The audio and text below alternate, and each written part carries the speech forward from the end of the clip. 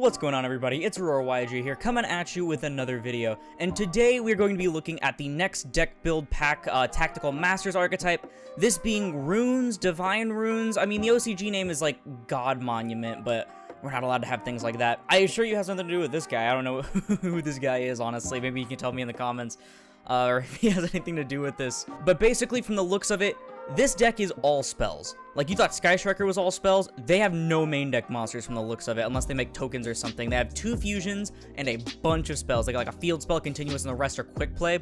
And I know this because I did go onto the Yu-Gi-Oh! JP website. I checked out all the artworks, all of the cards in general, but I haven't seen the effects, right, because I can't read Japanese. But from the looks of the artwork, they're based on things like Skyrim and Doom and like other RPGs, and they're based on like a first-person POV, and it's so cool. I really can't wait to show you guys just the artworks in general, but I'm really excited to see these effects because from the first artwork, I was super excited to see what this deck does, and so let's go ahead and get right into it. So, you want to play a first-person dungeon crawler FPS. Alright, so, for usual sanity's sake, we use Rune, but Angel Statue as a Rune and Rune Eyes Pendulum Dragon exist. So, basically, I'm still gonna call it, I'm just gonna call it Rune for, obviously, sanity's sake, but it's probably Divine Rune or something.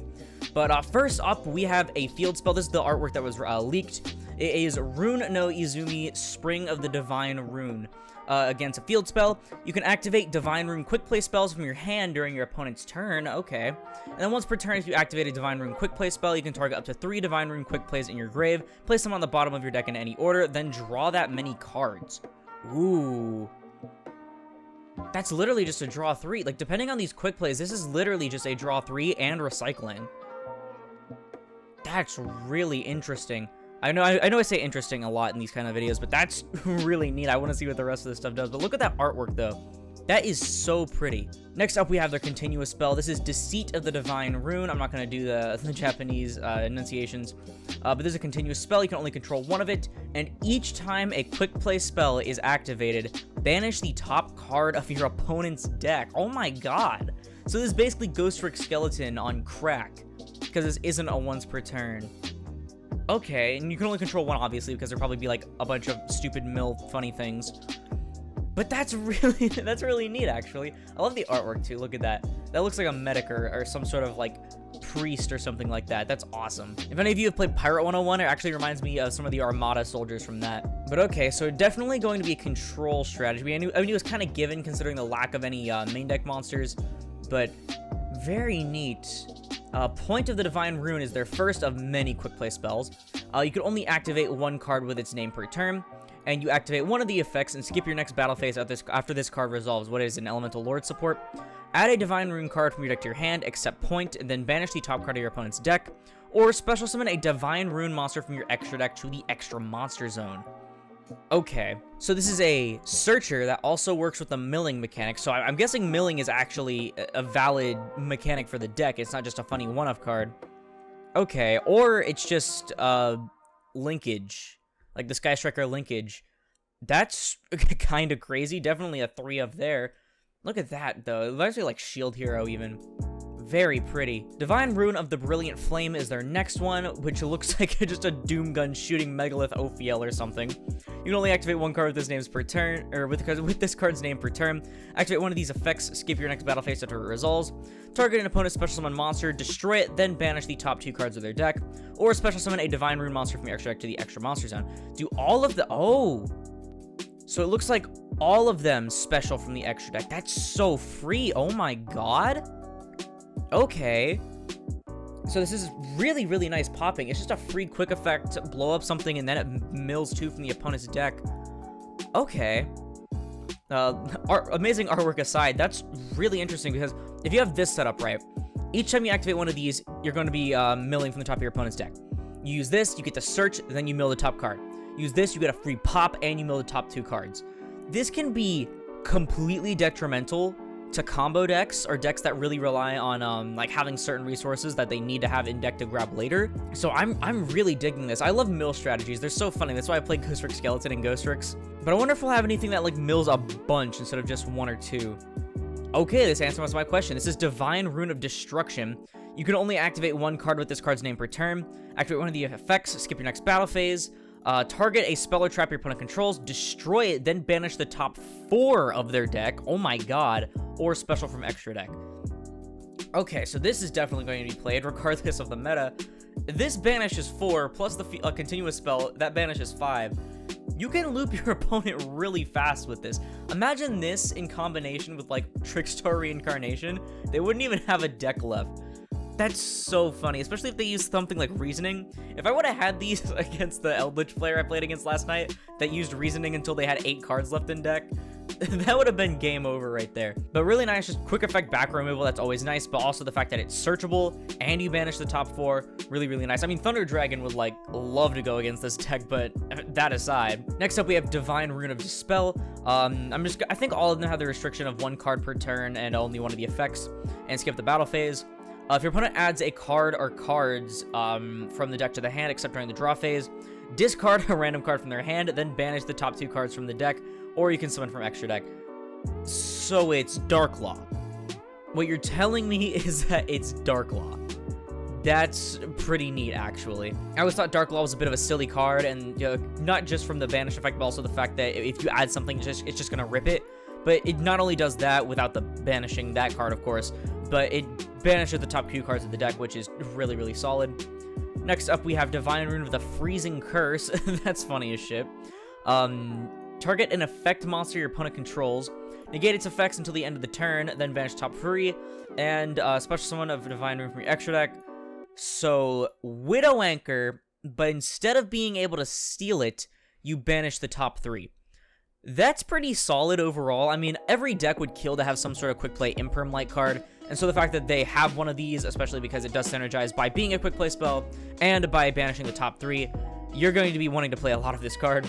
If they have a multi-roll, I'm going to kill myself. Divine Rune of the Golden Droplets. Oh god, Droplet, I'm getting PTSD.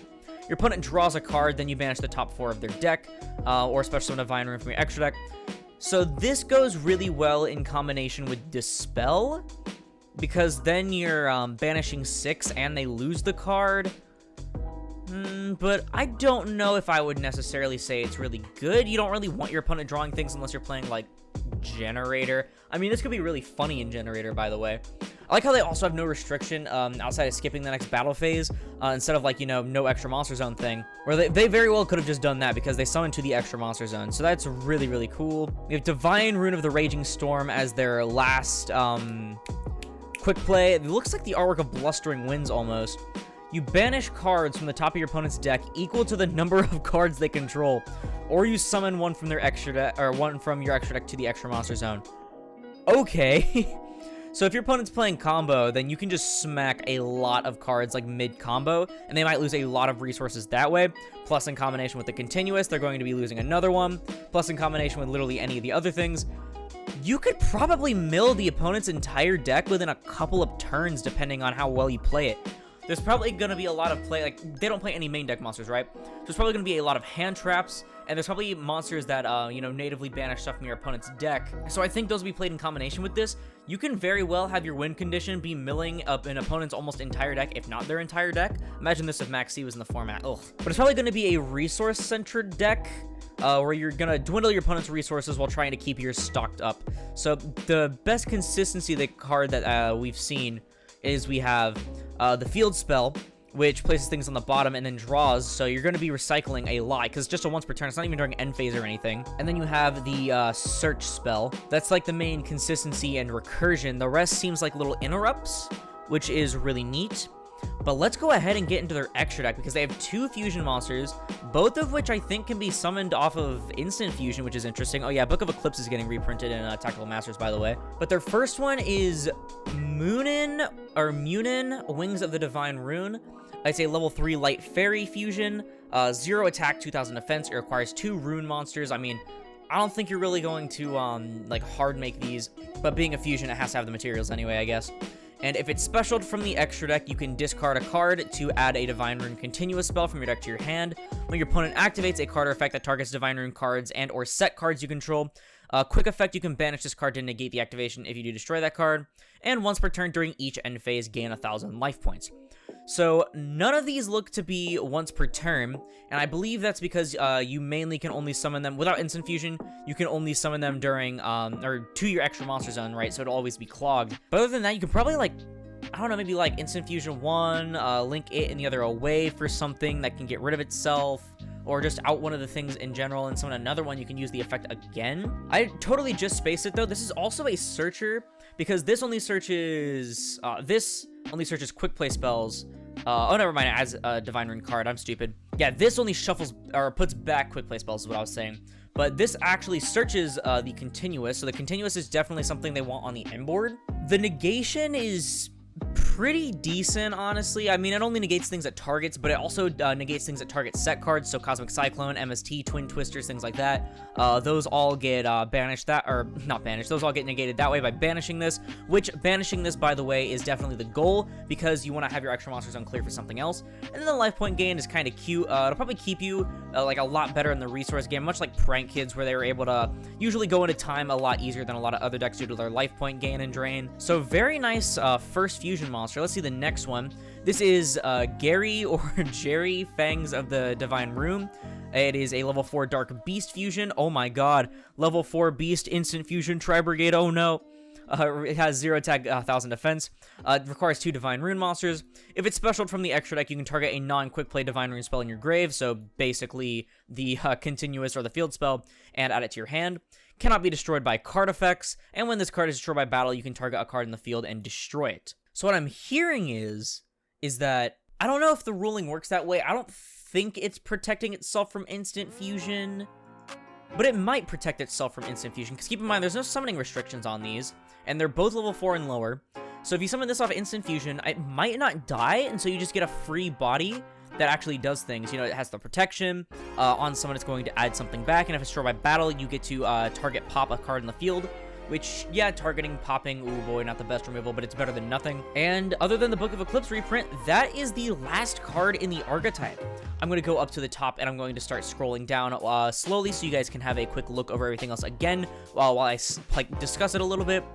So this Archetype is definitely very unique in the fact that it's Sky Striker, but without even the main deck monsters, right? Also, we haven't seen a mill deck in God knows how long. When was the last time we saw a deck that focused on milling cards? That's crazy. Because like when I think of milling, I usually think of Magic, actually, because I went against a FTK deck that milled the entire deck, which is really funny. But I love the idea of a mill deck because it's something that's a bit oppressive, but not as oppressive and annoying as something like a Floodgate, right? But it is annoying enough to actually progress the game forward. Now, what do I actually think overall of the Archetype? So I feel like without any main deck monsters, it gives you a lot of room for hand traps, but that could lead to a lot of bricking because they only have like 2 real consistency cards, being the Searcher for the continuous spell, which on its own does nothing, and the quick play that searches one of the cards, which obviously is going to be a 3-of. However, all of the main deck effects are hard ones per turns from the looks of it, except for the continuous spell, of course. And so it could be really annoying getting enough things for it to matter for the milling, at least going first. And you'll probably be clogged with a lot of hand traps, unless there are other spells, traps, and monsters that mill from the top of your opponent's deck. Please let me know if that's the case. I also feel like things like card destruction could be welcome in this deck. Maybe even with some danger monsters, actually, because of that. I don't know. But I feel like those could be welcome because it will thin your opponent's resources. Things like Trickstar Reincarnation. If you... Oh, you can play a small Trickstar engine, and you can combine that with this. That's really interesting, actually, because you don't really need your extra monster zone as a Trickstar player, because you only really ever summon Holly Angel or, like, some sort of big end board boss monster. So I feel like a small Trickstar engine, especially with the new card they got, could be really, really interesting, especially because Divine Rune of the Golden Droplets does let your opponent draw. That's gonna, like, burn your opponent because of Licorice. Not to mention you also have Reincarnation that's going to be looping cards in and out of their hand, and their deck is going to be gone very, very quickly. So if I were to rate the deck on a scale of 1 to 10, on its own, probably a 5. Considering, again, it'd basically just be hand trap and set past turbo, right? And on its own, I don't think it'll do much because it has a few cards that stop the opponent, don't get me wrong, like the popping a special summon monster and the popping a back row, but it really won't do anything without some outside support. If you combine it with something else, my main example that I can think of off the top of my head going to be Trickstar, I'm going to give it a solid... I'll give it a 7 out of 10, strictly for being a unique and fun-looking control deck, especially depending on the format, though. Much like Extra Sisters, it is a very format-dependent deck, I believe, because it has to go up against a deck that really needs its resources, or a combo deck, which, again, really needs its resources. I feel like it will be a bit situational. I don't think it'll be like a year-long meta deck, but I feel like it can have its time to shine someday. But yeah, that's going to have to do it for the look at the Rune archetype. I think it's really neat. Tell me what you think about it in the comments below, because for now, that's going to have to do it for the video. If you liked it, please sure to leave a like on it, as it helps put this video and the channel into YouTube recommended. And if you really liked it and you want to see more content like it and help me reach my goal of 1,000 subscribers by May and support the channel more than anything else, please go ahead and subscribe, because you'll be able to see more awesome Yu-Gi-Oh content like this. And once again, thank you all so much for watching, and I'll see you in the next one. This is Aurora, signing off.